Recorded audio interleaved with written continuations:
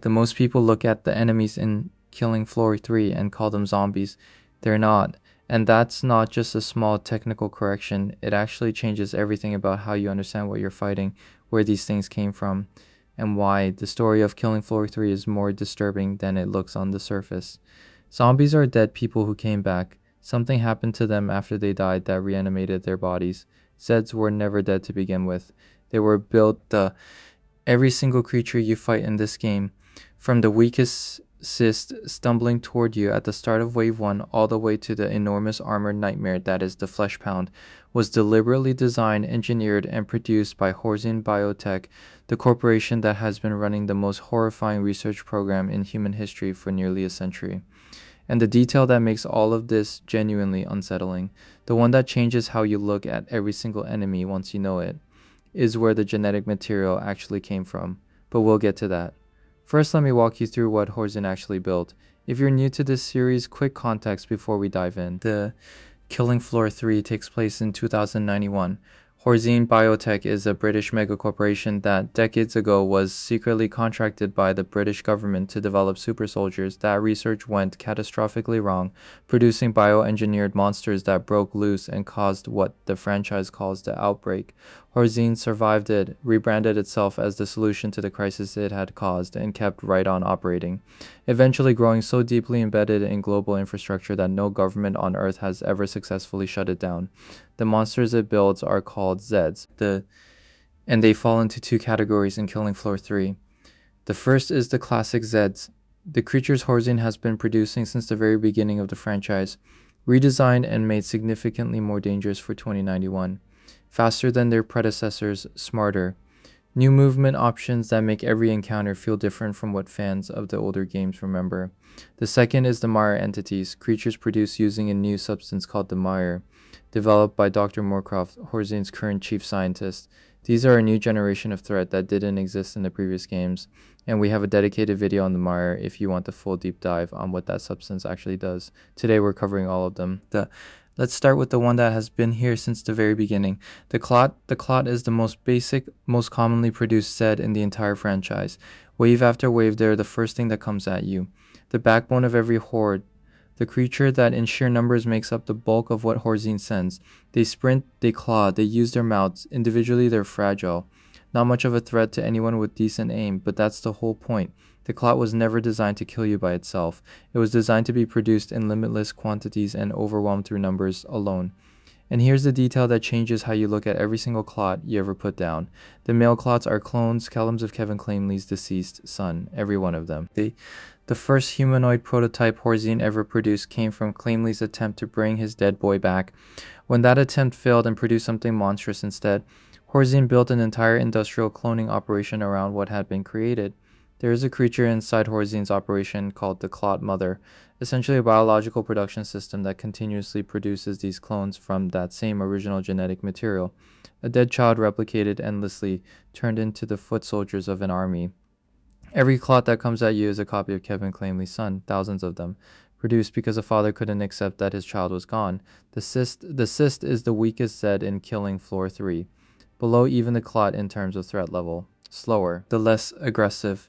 The thing the game throws at you in the earliest waves before the real pressure starts, but weakness doesn't mean harmless, especially when there are 20 of them coming at once in a tight corridor, filling your sightlines and eating your ammunition while something larger and more dangerous works its way up behind them. The Cyst job is the same as the Clot's cheap to produce, available in enormous quantities, designed to drain resources rather than be a serious threat on its own. In a horde built from hundreds, even the weakest piece matters. The Stalker, after the Clots and Cysts, the female line of Horzine's research appears, and it connects to the most uncomfortable piece of lore in the entire franchise. The female specimens are believed to be based on Rachel Clamley, Kevin Clamley's surviving daughter, not his dead son, his living child. The male Clots were built from grief. The Stalkers may have been built from something even darker. A father using his still living daughter as raw genetic material to produce a second line of creatures. Without her knowledge or consent, in Killing Floor 3, the Stalker is built around speed and close quarters aggression. She closes distance fast, gets in tight, and attacks with a ferocity that makes her dangerous even when you see her coming. And she's back in the current story too. A recent seasonal update sent Nightfall back to an expanded R&D labs map specifically to face a return Stalker threat, which suggests Horzine in 2091 is still actively working with this particular line, rather than treating them as something from the past. Whatever Horzine is still doing with his Stalkers, it hasn't stopped. The Husk is the first Zed that steps away from pure physical combat and introduces range into the equation. Husks are equipped with flamethrower technology built directly into what they are, not attached as an external weapon, which means it's part of their biology rather than something they carry. They can also fly for short periods, which stops the usual strategy of creating distance from working the way it normally would. What makes the Husk interesting from a lore perspective is what it says about how Horzine thinks about building an army. The Clots and Cysts are about mass production and overwhelming numbers. The Husk is something different, a creature with a specific tactical role applying fire damage from angles the ground-based horde can't cover, making the entire encounter more complicated than just watching what's in front of you. Horzine didn't just want creatures that would swarm, it wanted creatures that would work together as a system.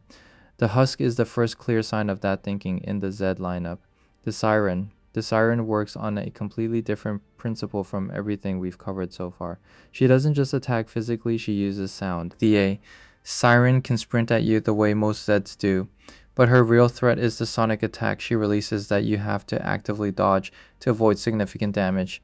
In an environment where you're already tracking multiple targets, managing your positioning, watching for the Husk coming from above, and the Clots filling the corridor in front of you, the Siren adds a threat that punishes standing still in a way nothing else in the lineup does. Horzine didn't design her to be visually intimidating, it designed her to make the environment itself feel hostile before she even gets close. That's a different kind of dangerous, the Scrake. Now we're into the heavy units, and the Scrake is the first one that changes how you approach an entire fight the moment you see one appear. The Scrake is enormous, armored, equipped with a chainsaw arm built directly into its body, not held as a weapon, but physically integrated into what it is. That alone tells you how far Horzine's engineering has pushed past anything resembling conventional modification. Slower than a Fleshpound, but equally powerful when it reaches you. And it has a mask and weapon arm that serve as critical zones. Killing Floor 3 introduced what the developers call an execution system for large Zeds. Specifically because of creatures like this, destroying the critical zones doesn't just expose weak points, it turns the Scrake itself into a weapon.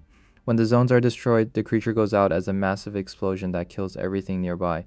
A Horzine creation used as a grenade against other Horzine creations.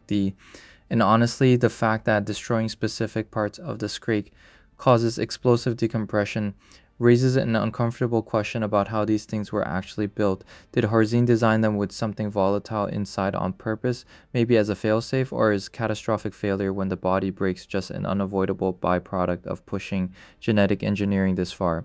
Either way, Horzine kept producing them, the Fleshpound, and then there's the Fleshpound Fast. Powerful and raged in a way that makes everything else in the way feel like it was holding back.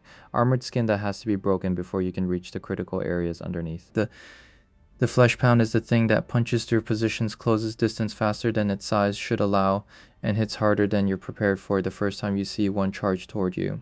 The glowing device on its chest is worth paying attention to. We covered this in the Horzine video. That device was originally designed to keep a failed clone alive, to regulate the biological processes of something that wasn't stable enough to survive on its own. What it ended up doing was amplifying the creature's fury rather than managing it. Horzine's response to a device that caused uncontrollable rage wasn't to go back and fix the problem. It was to build armor plating around the creature and call it an asset. That's Horzine in one sentence, the Mire entities. Now, let's talk about what Dr. Moorcroft's research actually produces, because the Mire entities are a completely different kind of threat. Classic Zeds are bioengineered from genetic material, the result of decades of cloning and modification that Horzine has been refining since Clamley's first experiment. Mire entities come from something that doesn't just modify existing biology, but rewrites it at a level below what conventional science can fully explain. The Mire isn't just a more advanced version of what Horzine was already doing, it's something different in kind, not just degree. The Scavenger is the clearest example the game gives us, described as the complete symbiosis of the Mire with invertebrate life. It hunts in coordinated packs, targets wounded enemies specifically rather than attacking at random, hides its weak points behind heavy armor that has to be broken first, and can cannibalize its own dead to temporarily regenerate and hit harder. That last detail is the one worth actually stopping on. A creature that gets stronger by eating others of its own kind is not something that happened by accident. That is a survival mechanism built into the biology, deliberately enough to function consistently under the pressure of actual combat. The Mire didn't create random mutations, it created something with internal logic.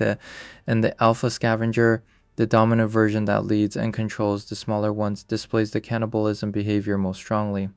The Mire didn't just produce a new Zed, it produced a hierarchy.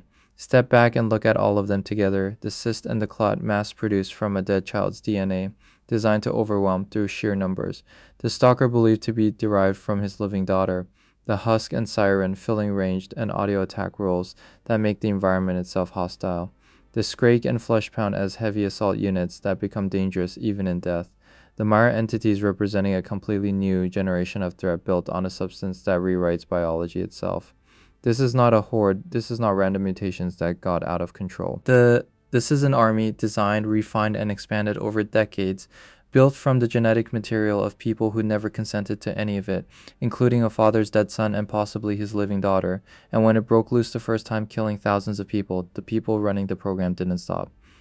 They just kept building. That's the Zeds, every type, where it came from, and what it tells you about the company that made it. The bosses are a completely different story, and they're getting their own dedicated video very soon. Subscribe so you don't miss it, and drop a comment. Now that you know the Clots are clones of Kevin Claimley's dead son, does fighting through a wave of them feel different? Because honestly, it should. Tell me what you think.